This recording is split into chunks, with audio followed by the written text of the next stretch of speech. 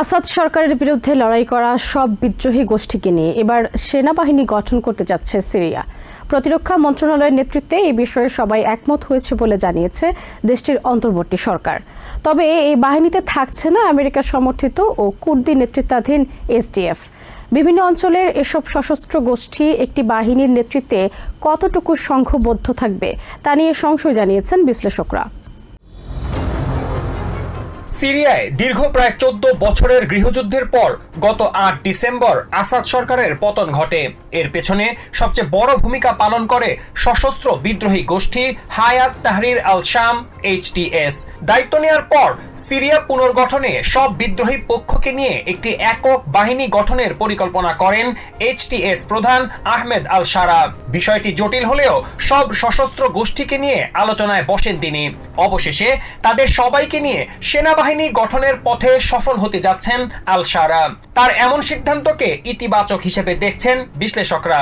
একক বাহিনী গঠনের সিদ্ধান্তকে আহমেদ আল শারার সফল নেতৃত্ব হিসেবেই বিবেচনা করা হচ্ছে।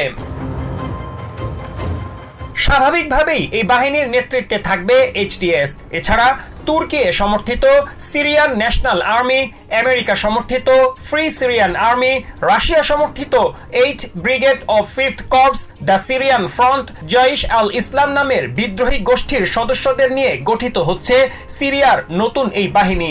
যৌথ এই বাহিনীতে থাকছে না পূর্ব সিরিয়ার নিয়ন্ত্রণে থাকা আমেরিকা সমর্থিত ও কুর্দি নেতৃত্বাধীন সিরিয়ান ডেমোক্রেটিক ফোর্সেস SDF। আন্তর্জাতিক বিশ্লেষক ওজলেম গোনারের মতে আসাদ পরবর্তী সিরিয়ায় নতুন হুমকি হিসেবে সামনে আসছে তুর্কি ও ইসরায়েল। সিরিয়ার উত্তর ও পূর্বাঞ্চলে নিজেদের আধিপত্য ধরে রাখার চেষ্টা করে যাচ্ছে তুর্কি। কুর্দিদের একটি গণতান্ত্রিক অঞ্চল গড়ে ওঠার ক্ষেত্রে তুর্কি সবচেয়ে বড় বাধা বলে মনে করেন তিনি। এছাড়া আসাদের পতনের পর ওই অঞ্চলে নিজেদের আধিপত্য বাড়াতে সিরিয়ায় সীমানা বৃদ্ধি করতে তুর্কি ও ইসরায়েল শক্তি প্রয়োগ করছে বলে দাবি করেন গোনার। Masum Hasan, TVN 24 news desk.